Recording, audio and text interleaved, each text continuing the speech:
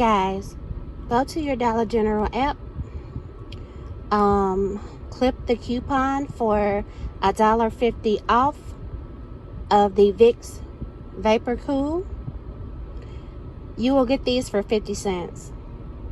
So y'all just gonna act like these not 50 cents and winter has arrived.